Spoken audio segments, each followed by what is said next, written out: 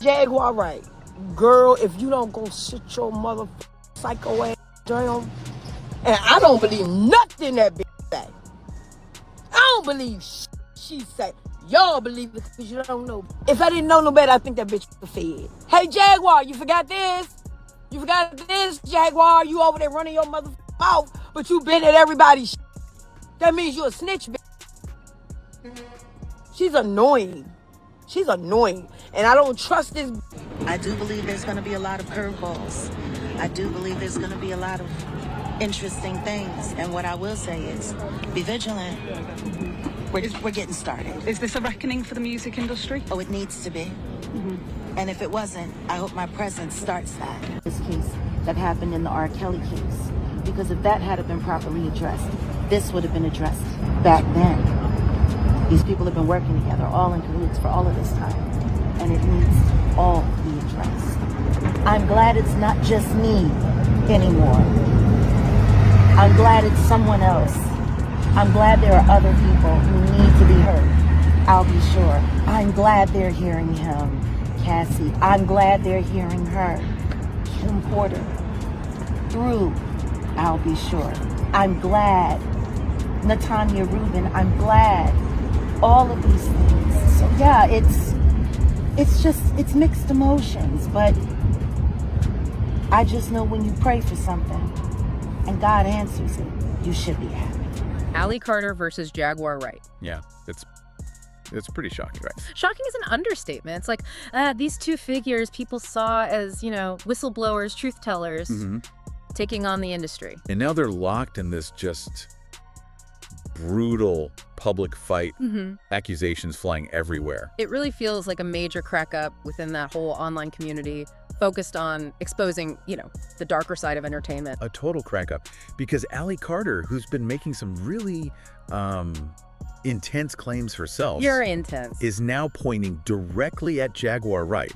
Not just disagreeing, but calling her a fraud. A complete fraud. It's a huge reversal. Yeah. I mean, Jaguar had built up this persona, this reputation for years. Someone who wasn't afraid to speak out. Exactly. People trusted her. Well, A lot of people did. And now Allie's saying she's exploiting victims, profiting off their pain, and even, get this, trying to somehow rig the Diddy trial. Yeah, trying to manipulate the narrative. That's the accusation. It just makes your head spin, trying to reconcile that with Jaguar's previous image.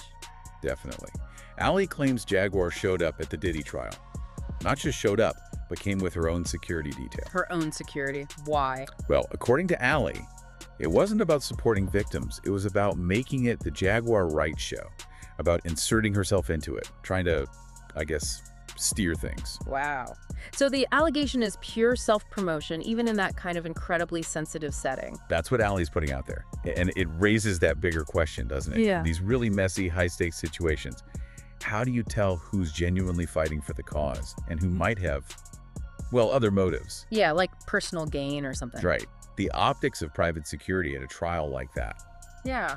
It definitely makes you pause and think. And it gets even wilder. Allie isn't just saying Jaguar is self-promoting, she's calling her a paid mole. A paid mole. So implying she's working for someone else, deceiving people. Exactly. Pretending to be a truth teller while actually muddying the waters, maybe protecting someone. That's the implication. And the really sharp edge to that accusation is the money part. Oh, yeah. Allie claims Jaguar only makes these, quote, outlandish claims when she's low on cash. Right, and then supposedly demands payment if you want more details, like it's a business transaction. It paints a really cynical picture, like truth-telling on demand based on finances. That's pretty damning, if true. It is, and what Allie does very effectively is contrast that alleged behavior with her own focus. Which is? The victims. Yeah. Specifically, the children allegedly involved in these horrific situations she describes. Right. She's been really vocal about Diddy and these alleged all-black parties. Yeah, and when she says all-black parties, she's alleging it refers to the race of the children being exploited. Kids who were supposedly kidnapped or trafficked into these situations. It's incredibly disturbing stuff. She claims her focus is laser sharp on those kids. While Jaguar, according to Allie, just sort of spirals off topic, maybe diluting the message or distracting from the core issue. So it frames the conflict as this fundamental clash of priorities. Ally claiming to be purely victim-focused and accusing Jaguar of being driven by, clout or cash.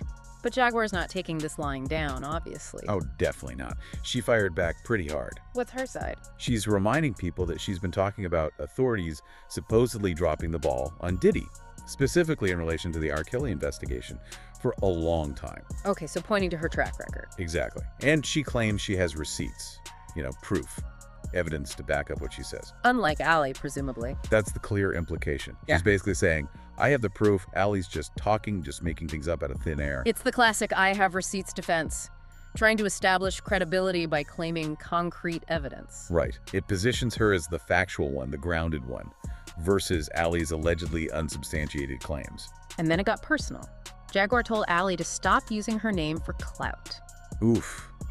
Yeah, the clout chasing accusation. That's like the go-to weapon in these online battles, isn't it? Totally.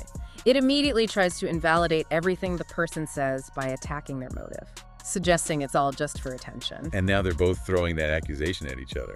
It just shows how deep the animosity runs now, how personal it's become. It's such a complete turnaround, too, because wasn't Jaguar defending Allie not that long ago? She was. When people were questioning Allie's initial stories, Jaguar publicly stepped up and vouched for her, told people to listen. So what changed? Allie now says she always had doubts about Jaguar, that she never fully trusted her motives. Really?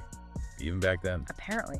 And she claims things got worse when Allie started getting more media attention herself. She alleges Jaguar actually started threatening her then. Threatening her? Wow. Okay, that adds another layer entirely. Yeah. And for Allie, that alleged threat just confirmed her suspicions that Jaguar wasn't genuine, that it was all about clout and control, not about helping victims. So it sounds like maybe there was always some underlying tension or mistrust, perhaps, that just exploded recently. Maybe different personalities, different ways of operating. Could be. And you really start to understand maybe the intensity of Allie's feelings when you hear the details she's putting out there about the alleged abuse. The all-black party stuff you mentioned. Yeah, and beyond that, I mean, the claims are just horrifying. Ritualistic abuse, she alleges. Forced BDSM involving animals. God, that's unimaginable. Children being unalive, she claims, for satanic rituals. These things called pig nights, where kids were allegedly forced to lie in their own filth. It's just stomach churning. It's incredibly graphic and disturbing. And Allie says that's just, quote, the gist of the trafficking she's trying to expose. Sharing details like that, whether they turn out to be true or not, it certainly explains why she might react so fiercely against anyone she sees as getting in the way or not taking it seriously enough. It provides context for her distrust of Jaguar.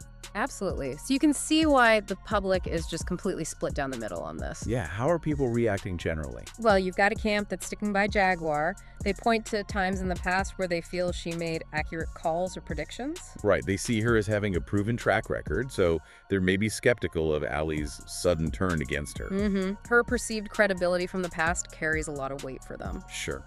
It's hard to shake off that established image.